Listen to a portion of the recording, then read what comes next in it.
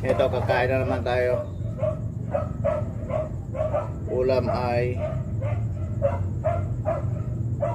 itlog with sardinas.